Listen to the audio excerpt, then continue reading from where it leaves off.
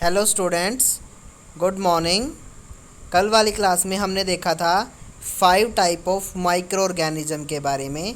क्या क्या थे 5 टाइप के micro organism? Bacteria, algae, protozoa, fungi and virus. आज हम देखते हैं where do micro organism live. Micro organism कहाँ रहते हैं?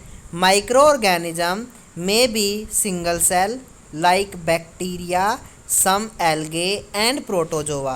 तो इसका क्या मतलब है भाई? कुछ माइक्रो ऑर्गेनिज्म ना ऐसे हैं जो सिंगल सेल हैं, एक ही सेल से बने हुए हैं, यानी कि यूनिसेलुलर हैं। बैक्टीरिया है जैसे, सम एल्गे है और प्रोटोजोआ, ये होते हैं सिंगल सेल। और कुछ ऐसे भी हैं जो मल्टी सेलुलर हैं, कुछ ऐसे भी हैं जो मल्टी सेलुलर हैं, यानी कि कई सारी सेलों से बने हुए हैं, जैसे कि एल्गे और फंगाई। कुछ एल्गे बेटा यूनिसेलुलर भी होती हैं और कुछ मल्टी सेलुलर भी होती हैं। They can survive under all type of environment. वो हर प्रकार के इन्वायरमेंट में सर्वाइव, अपने आप को जीवित रख सकते हैं। Ranging from ice cold climate to hot spring, यानी कि भाई माइक्रो ऑर्गेनिज्म कैसे भी इन्वायरमेंट, चाहे कैसा भी इन्वायरमेंट हो, चाहे कितनी गर्मी सर्दी कुछ हो, वो हर प्रकार के इन्वायरमेंट में जीवित रह सकते हैं। चाहे आइस कोल्ड हो, यानी कि चाहे बर्फ़ पड़ती हो, चाहे बिल्कुल गर्मी पड़ती हो, यानी कि आइस कोल्ड, चाहे तो बिल्कुल ठंड हो, हॉट स्प्रिंग चाहे बिल्कुल गर्म मौसम हो। एंड डेजर्ट टू मैर्सीलैंड, चाहे डेजर्ट मतलब कि बिल्कुल मरुस्थल हो, और मैर्सीलैंड मतलब दलदली भूमि है। चाहे किसी भी प्रकार का इन्वायरमेंट है, किसी भी प्रकार की जगह है, माइक्रो ऑर्गेनिज्म अपने आप को सर्वाइव करवा लेते हैं। They are also found inside the body of animal. जो क्या होते हैं भाई, बहुत सारे माइक्रो ऑर्गेनिज्म जानवरों की बॉडी इंक्लूडिंग ह्यूमन और इंसान की बॉडी में भी रहते हैं। Some micro organism grow on other organism, और कुछ माइक्रो ऑर्गेनिज्म तो ऐसे हैं जो दूसरे ऑर्गेनिज्म पे ग्रो कर जाते हैं।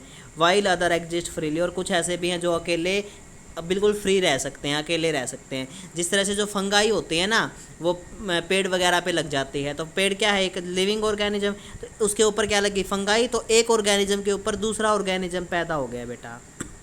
Micro organism like amoeba can live alone, यानी कि अमीबा है जैसे माइक्रो ऑर्गेनिज्म, वो अकेला रह सकता है। वाइल फंगाई एंड बैक्टीरिया में लिव इन कॉलोनी, जबकि फंगाई और बैक्टीरिया एक कॉलोनी यानी पूरा एक ग्रुप बना के रहते हैं भाई, कई सारे इकट्ठे होके। माइक्रो ऑर्गेनिज्म एंड अस, तो माइक्रो ऑर्गेनिज्म और हमारे बारे में जानते हैं। Micro organism play an important role in our life, microorganism हमारी लाइफ में बहुत इंपॉर्टेंट रोल प्ले करते हैं। Some of them are beneficial in many way where some other are harmful, कुछ उनमें से हमारे लिए क्या है भाई, फ़ायदेमंद हैं। And some other are harmful, कुछ उनमें से हमारे लिए नुकसानदायक हैं। एंड कॉज डिजीज़, और कुछ बीमारियां फैलाते हैं। Let us study about them in detail, उनके बारे में डिटेल में पढ़ लेते हैं। पहले यानी कि 2 प्रकार के हैं, लेसन के नाम में था भाई माइक्रो ऑर्गेनिज्म फ्रेंड एंड फो, हमारे दोस्त की तरह भी हो सकते हैं, दुश्मन भी। पहले हम जान लेते हैं कि फ्रेंडली माइक्रो ऑर्गेनिज्म कौन से हैं। Micro organism are used for various purpose, micro organism को बहुत सारे उद्देश्य से यूज़ किया जाता है। They are use in the preparation of curd, bread and cake. अब देखो भाई, कर्ड दही बनाने में, ब्रेड बनाने में, केक बनाने में, इन सब में माइक्रो ऑर्गेनिज्म की मदद लेनी पड़ती है, अदरवाइज इसके बिना वो नहीं बनेंगे। इसका मतलब तो फ़ायदेमंद भी हैं। Micro organism have been used for the production of alcohol since ages, यानी कि जो माइक्रो ऑर्गेनिज्म है उनका इस्तेमाल शराब बनाने में बहुत पुराने समय से किया जा रहा है। ठीक है, वो देखेंगे हम कैसे बनती है। They are also used in the cleaning up of the environment. पहला यूज क्या बताया मैंने? Micro organism curd, bread, cake बनाने में यूज होते हैं। अल्कोहल शराब बनाने में यूज होते हैं। क्लीनिंग अप इन्वायरमेंट, हमारे वातावरण को साफ रखने में। For example the organic waste, जिस तरह ऑर्गेनिक वेस्ट क्या होता है, जिस तरह वेजिटेबल पिल, सब्जियों के छिलके, रिमेन्स ऑफ एनिमल यानी कि जानवरों का वेस्ट, यानी कि जैसे गाय भैंस का गोबर वगैरह हो गया, और कोई वेस्ट हो गया, फैसिस मतलब और कोई मल वगैरह है, एटसेट्रा। ये सारे के सारे जो ऑर्गेनिक वेस्ट हैं, हमें पता है भाई सब्जियों के छिलके वगैरह कुछ समय बाद अपने आप मिट्टी में मिल जाते हैं। वो कैसे मिले होंगे? क्योंकि उन्होंने माइक्रो ऑर्गेनिज्म ने उनको डिग्रेड कर दिया होगा, डिकम्पोज यानी कि तोड़ दिया होगा और मिट्टी में मिला दिया होगा। इसका मतलब तो इन्वायरमेंट क्लीन, साफ रखने में काम कर रहे हैं। तो they are broken down into harmless and usable substance by bacteria, तो बैक्टीरिया के द्वारा ही इनऑर्गेनिक वेस्ट को हार्मलेस सब्सटेंस यानी हार्मलेस, जिससे कोई नुकसान नहीं पहुंचता और जिसको आप यूज कर सकते हो खेतों वगैरह में, उनमें तोड़ा जाता है। Recall that bacteria are also used in the preparation of medicine. Bacteria भी मेडिसिन दवाइयाँ बनाने में भी यूज होते हैं। In agriculture they are use to increase soil fertility.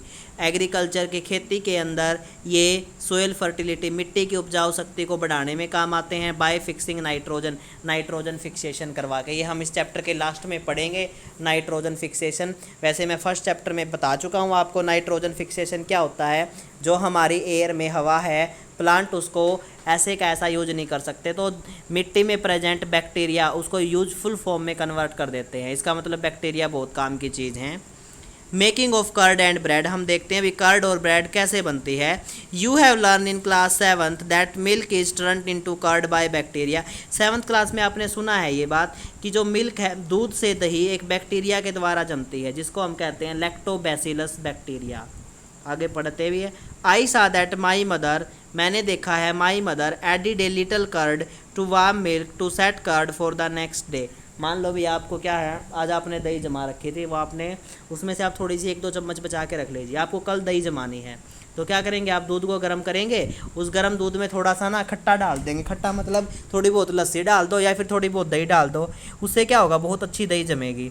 तो आई सा दैट माई मदर, मैंने भी देखा है मेरी मम्मी को, I did a little curd, दही डालते हुए थोड़ी सी, टू ए वार्म मिल्क, गर्म दूध में, to set curd for the next day, अगले दिन के लिए दही जमाने के लिए। आई वंडर वाई, मैं हैरान हो गया कि वो ऐसा क्यों कर रही हैं। तो curd contain several micro organism, दही के अंदर बहुत सारे माइक्रो ऑर्गेनिज्म, छोटे छोटे जीव होते हैं। Of these the bacteria lactobacillus, बहुत इंपॉर्टेंट है भाई, देखो लैक्टोबैसिलस नहीं भूलोगे आप, lactobacillus promote the formation of curd. कौन सा बैक्टीरिया है दही बनाएगा, जो lactobacillus promote the formation of curd, ये कर्ड बनाने में मदद करता है। It multiplies in milk and convert it into curd, यानी कि ये दूध से दही बना देता है। Bacteria are also involve in the making of cheese, bacteria है चीज़ पनीर बनाने में, पिकल्स अचार डालने में, and many other food item, और बहुत सारे खाने की चीज़ें बनाने में भी काम आते हैं। एन इम्पोर्टेंट इंग्रेडिएंट ऑफ रावा, रावा मतलब सूजी, इडली एंड बथुआज इज कर्ड, यानी कि क्या है भाई, सूजी इडली वगैरह, ये जो भटूरा, सॉरी बथुआ नहीं है, भटूराज, जो भटूरे खाते हैं ना, छोले भटूरे, उन सब में कर्ड का यूज़ करना, एंड इज कर्ड, उन सब में यूज़ किया जाने वाला एक इंग्रेडिएंट कर्ड है। यानी कि कह रहे हैं भाई सूजी आपको बनानी है, इडली यानी कि रवा इडली, रावा मतलब सूजी की इडली बेटा, रावा इडली समझ गए ना, सूजी से बनी हुई इडली। अगर सूजी से इडली बनानी है, भटूरे बनाने हैं, तो आपको उनमें दही की ज़रूरत पड़ेगी। कैन यू गैस वाई, क्या आप अनुमान लगा सकते हैं ऐसा क्यों हुआ? तो देखो पता करते हैं ऐसा क्यों हुआ बेटा। टेक ½ kg फ्लोर, यानी कि आटा लो या मैदा लो, आधा किलो, ऐड सम शुगर, उसमें थोड़ी चीनी डालो, and mix with warm water, गर्म पानी से मिक्स कर लो। Add a small amount of yeast powder, क्या करना है, दोबारा से देखो, आधा किलो आटा लेके उसमें थोड़ी चीनी, and mix with warm water, थोड़ा गर्म पानी डाल के उसको मिक्स कर लो अच्छे से, थोड़ा सा यीस्ट पाउडर डाल दो। And knead to make a soft dough, यानी कि उसको गूंथो एक सॉफ्ट डो, यानी कि आटा बनाने के लिए सॉफ्ट, टाइट आटा नहीं बनाना, सॉफ्ट आटा बनाना है। What do you observe after 2 hour, 2 घंटे रखे रहने, तो 2 घंटे के बाद देखो, did you find the dough rising, क्या आपने देखा कि डो है उसका साइज बढ़ता जा रहा है, यानी कि आपने जितना आटा गूंथा था वो थोड़ा सा फूल गया है। ठीक है, आप पक्का ऐसा ही देखिए, देखो भाई इस दोनों पिक्चर में दिखाया गया, पहले वाले पिक्चर में इन्होंने रख दिया आटा गूंथ के, दूसरे वाले में देखो डो राइज कर गया, यानी कि आटा फूलने लग गया। ऐसा पता क्यों हुआ होगा, देखो क्यों हुआ होगा, east reproduce rapidly and produce carbon dioxide, east डाला था ना इसमें, और ईस्ट क्या है, एक माइक्रो ऑर्गेनिज्म है, और ये ईस्ट क्या करेगा, जैसे ही इसके अंदर डालोगे आप, वो रिप्रोड्यूस करने लग जाएगा, और क्या पैदा करेगा, कार्बन डाइऑक्साइड, यानी कि आपने यीस्ट मिलाया था, वो यीस्ट इसमें से ना कार्बन डाइऑक्साइड छोड़ेगा आटे में डालने के बाद, और जब वो कार्बन डाइऑक्साइड छोड़ेगा, कार्बन डाइऑक्साइड क्या है, एक गैस है, जब ये गैस इस आटे में से निकलेगी तो इस आटे को फुला देगी वो गैस, जब इस आटे में जाएगी तो इस आटे के अंदर क्या थे, बहुत सारे यीस्ट डाले थे आपने, यीस्ट पाउडर डाला था, वो यीस्ट क्या करेंगे, कार्बन डाइऑक्साइड छोड़ेंगे, और उस गैस की वजह से आटा फूलने लग जाएगा। ठीक है, और जब उस गैस उसमें से निकलेगा ना, स्पंजी हो जाएगा। स्पंजी मतलब जैसे कि आप ब्रेड देखते हो ना, उसके अंदर छोटे छोटे पोर्स, छिद्र होते हैं, ऐसा स्पंजी हो जाएगा। ठीक है, कार्बन डाइऑक्साइड ड्यूरिंग रेस्पिरेशन, यानी कि जब यीस्ट है वो रिस्पायर, सांस लेगा, तो कार्बन डाइऑक्साइड छोड़ेगा। Bubble of the gas fill the dough, जिससे क्या होगा, जो गैस के बबल हैं उनसे डो आटा भर जाएगा, एंड इंक्रीज इट्स वॉल्यूम, और उसका साइज बढ़ जाएगा। This is the basis of the use of yeast in baking industry. इसीलिए जितने भी बेकिंग इंडस्ट्री है यानी जहाँ पर ब्रेड बनाए जाते हैं, पेस्ट्री बनाई जाती है, केक बनाए जाते हैं, उनके अंदर यीस्ट को यूज किया जाता है बेटा। Commercial use of micro organism, commercial use of micro organism, commercial मतलब कि केमिकल बेसिस पे कैसे यूज होते हैं या इंडस्ट्रीज़ में। Micro organism are use for the large scale production of alcohol, यानी कि भाई माइक्रो ऑर्गेनिज्म का बहुत ज़्यादा मात्रा में एल्कोहल, शराब यानी कि एल्कोहल होती है, वाइन भी एक शराब होती है, एसिटिक एसिड यानी कि विनेगर, यानी कि alcohol, wine, acetic acid. Acetic acid क्या है बेटा? विनेगर को कहते हैं। विनेगर मतलब सिरका, सिरका जो अचार में डाला जाता है। इनको बड़े पैमाने पर बनाने के लिए माइक्रो ऑर्गेनिज्म की ज़रूरत पड़ती है। Yeast is used for the commercial production of alcohol and wine, यानी यीस्ट का ये शराब वगैरह बनाने में यूज़ किया जाता है, क्योंकि जो वाइन है इथेनॉल होती है, यानी कि एक टाइप का अल्कोहल, और भी बहुत सारे टाइप के अल्कोहल्स होती है उनको बनाने में। For this purpose yeast is grown on a natural sugar present in the grain like barley. इसी उद्देश्य के लिए यीस्ट को ग्रो किया जाता है, भाई उगाया जाता है। नेचुरल शुगर, जो नेचुरल शुगर यानी कि प्राकृतिक जो शुगर है, उन प्रेजेंट इन द ग्रेन, यानी कि जो ग्रेन के अंदर प्राकृतिक शुगर होती है वहाँ पर यीस्ट को उगाया जाता है। बैरले मतलब कि बाजरा, सॉरी बैरले होती है जौ, वेट गेहूँ, राइस चावल, एंड क्रस्ट फ्रूट जूस यानी कि फ्रूट के जूस। बैरले क्या है बेटा? जौ नहीं होती, जिस तरह से जो बियर होती है ना, बियर हम सुनते हैं, वो जो होती है ना वो जौ से बनती है। तो इनके ऊपर यीस्ट डाल दिया जाता है, barley, wheat, rice, crushed fruit juice etcetera के ऊपर। Activity 2.4, take a 500 millilitre beaker filled up to 3/4 with water, यानी कि एक 500 मिलीलीटर का मतलब कि कोई बीकर ग्लास ले लो, उसको लगभग 3/4 पानी से भर दो, थोड़ा सा खाली छोड़ो, उसके 3 हिस्सों में पानी भर दो। Dissolve 2 to 3 spoon of sugar in it, उसके अंदर लगभग 2 से 3 चम्मच चीनी की डाल दो, टी स्पून डालनी यानी कि छोटी चम्मच। Add half a spoon of yeast powder to the sugar solution, आधा चम्मच उसमें यीस्ट पाउडर की डाल दो। क्या करना है? एक गिलास पानी का 3/4 उसमें पानी डाल लेना है, उसके अंदर 2 से 3 चम्मच चीनी की डाल देनी है। फिर क्या करना है? आधा चम्मच उसमें यीस्ट पाउडर डाल देना है। Keep it covered in a warm place for 4 से 5 घंटे, उसको क्या करो किसी गर्म जगह पे 4-5 घंटों के लिए रख दो। नाउ स्मेल द सॉल्यूशन, फिर उसको स्मेल करके देखो। Could you get A smell, क्या आपको एक स्मेल आ रही है? बिल्कुल आएगी आपको स्मेल, और वो शराब जैसी स्मेल होगी। This is the smell of alcohol, आपको एक शराब जैसी स्मेल आएगी। As sugar has been converted into alcohol by yeast, यानी कि जब आप पानी में चीनी घोल के थोड़ा यीस्ट डाल के आपको 4-5 घंटे के लिए गर्म जगह पे रखोगे तो आपको उसमें से अल्कोहल, शराब जैसी स्मेल आएगी। बिकॉज यीस्ट ने शुगर को, जो आपने चीनी डाली थी, शुगर को अल्कोहल में कन्वर्ट कर दिया। और इसी process of conversion of sugar into alcohol को फ्रेमेंटेशन कहते हैं बेटा। बहुत इंपॉर्टेंट डेफिनेशन है फ्रेमेंटेशन, सबको पता होनी चाहिए। फ्रेमेंटेशन क्या है? शुगर से, चीनी से अल्कोहल बनाना क्या कहलाता है? फ्रेमेंटेशन। शुगर का अल्कोहल में कन्वर्जन फ्रेमेंटेशन होता है। और लुइस पास्चर नाम के साइंटिस्ट ने फ्रेमेंटेशन को 1857 में बेटा डिस्कवर किया था। किसने किया था? लुइस पास्चर ने 1857 में किया था। नेक्स्ट टॉपिक है बेटा medicinal use of micro organism. Medicinal के अंदर, मेडिसिन यानी दवाइयाँ वगैरह बनाने में क्या यूज़ होता है माइक्रो ऑर्गेनिज्म का? Whenever you fall ill the doctor may give you some antibiotic tablet, जब आप बीमार हो जाते हैं तो डॉक्टर आपको एंटीबायोटिक टैबलेट देता है, कोई कैप्सूल देता है या फिर आपको इंजेक्शन लगा देता है, सच एज ऑफ पेनिसिलिन का।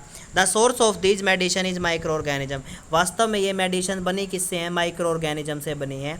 दीज मेडिसिन किल और stop the growth of disease causing micro organism, ये मेडिसिन क्या करती हैं? या तो जो बीमारी फैलाने वाले माइक्रो ऑर्गेनिज्म है उनको मार देती हैं, या अपने शरीर में उनकी ग्रोथ को रोक देती हैं, उनको आगे नहीं बढ़ने देती। ठीक है, जो आप मेडिसिन खाते हो तो वो क्या करती हैं? या तो बीमारी फैलाने वाले माइक्रो ऑर्गेनिज्म को किल कर देंगी या उनकी ग्रोथ को रोक देंगी, और सच मेडिसिन आर कॉल्ड एंटीबायोटिक। तो ऐसी दवाइयों को एंटीबायोटिक कहा जाता है जो हमारे शरीर से माइक्रो ऑर्गेनिज्म को ख़त्म कर देती हैं। These day a number of antibiotic are being produce from bacteria and fungi, आज के समय पे बैक्टीरिया और फंगाई से बहुत सारी दवाइयाँ बनाई जा रही हैं, बहुत सारी एंटीबायोटिक बनाई जा रही हैं। Streptomycin, tetracycline and erythromycin are some of the commonly known antibiotic. दोबारा सुनो बेटा, स्ट्रेप्टोमाइसिन, टेट्रासाइक्लिन और एरिथ्रोमाइसिन, ये तीनों नाम याद होने चाहिए आपको। कुछ कॉमनली नॉन एंटीबायोटिक हैं which are made from fungi and bacteria, जिनको फंगाई और बैक्टीरिया से बनाया जाता है। किससे बनाया जाता है इन्हें? फंगाई और बैक्टीरिया से। The antibiotic are manufactured by the growing specific micro organism and are use to cure a variety of disease, यानी कि इनको एंटीबायोटिक को मैन्युफैक्चर बनाया जाता है पैदा करके कुछ विशेष प्रकार के micro organism and which are use to cure a variety of disease, और जिनका इस्तेमाल बहुत सारी बीमारियों से लड़ने में किया जाता है। Antibiotic are even mix with the feed of livestock and poultry to check microbial infection in animal, यानी एंटीबायोटिक को इवन मिक्स कर दिया जाता है बेटा with the feed of livestock, यानी कि जो दुधारू पशु वगैरह होते हैं ना, हमारे पशु वगैरह हैं, उनके खाने में भी मिक्स कर दिया जाता है। और पोल्ट्री यानी कि पोल्ट्री फार्म में जो खाना भेजा जाता है, ये चेक करने के लिए कहीं जानवरों में तो नहीं कोई इन्फेक्शन हो गया है। They are also use to control many plant disease, और इनको बहुत सारी पौधों की बीमारियों को रोकने में भी इस्तेमाल किया जाता है। इस पैराग्राफ को और पढ़ लेते हैं। In 1929 Alexander Fleming was working on a cultural of a disease causing bacteria. 1929 में अलेक्जेंडर फ्लेमिंग नाम का साइंटिस्ट डिजीज कॉजिंग बैक्टीरिया के बारे में स्टडी कर रहा था। सडनली अचानक he found the spore of a little green mould in one of his cultural plate. उसने अचानक क्या देखा, उसकी जो कल्चरल प्लेट थी ना, जहाँ पर वो स्टडी कर रहा था माइक्रो ऑर्गेनिज्म के बारे में, उस प्लेट पे उसने ग्रीन कलर की माउल्ड यानी कि फंगाई को उगे हुए देखा। He observe that the presence of mould prevented the growth of bacteria, और उसने ऑब्जर्व किया उस माउल्ड के वहाँ पे उगने से ना बैक्टीरिया की ग्रोथ रुक गई, बैक्टीरिया आगे बढ़ ही नहीं रहे। यानी कि वो कुछ किस प्लेट के ऊपर स्टडी कर रहा था, बैक्टीरिया के बारे में जानना चाह रहा था। उसने देखा कुछ समय बाद उसने देखा उस प्लेट के ऊपर ना ग्रीन कलर की माउल्ड लग गई, और उस माउल्ड के लगने से बैक्टीरिया की ग्रोथ रुक गई। In fact it is also killed many of this bacteria, और उसने देखा उस माउल्ड ने बहुत सारे बैक्टीरिया को मार भी दिया और उनकी ग्रोथ को भी रोक दिया। And from this the mould penicillin was prepared, और इसी बात से यानी कि भी उसने देखा कि भी माउल्ड तो बैक्टीरिया को मार देते हैं, यानी बीमारी फैलाने वाले बैक्टीरिया को ख़त्म कर सकते हैं, तो इसीलिए अलेक्जेंडर फ्लेमिंग ने पेनिसिलिन नाम की दवाई बना दी भाई, जो आज के टाइम पे हम बहुत सारी बीमारियों में लड़ने में यूज़ करते हैं। तो याद रहना चाहिए बेटा आपको, अलेक्जेंडर फ्लेमिंग ने पेनिसिलिन को बनाया था। थैंक यू, यहाँ तक स्टडी करना। Have a nice day.